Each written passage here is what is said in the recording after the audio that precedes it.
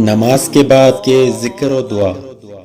ہر نماز کے بعد 3 بار استغفار کرے اور آیت الکرسی اور تینوں کل، اخلاص، فلق، ناس ایک بار پڑھیں۔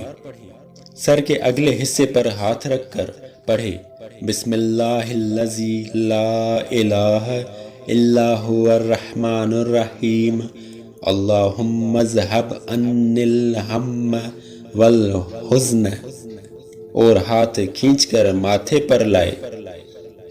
سبحان اللہ 33 بار، الحمدللہ 33 بار اور اللہ اکبر 34 بار پڑھے۔ حدیث شریف میں آیا ہے کہ نماز کے بعد ان کلموں کے کہنے والا نامراد نہیں رہتا۔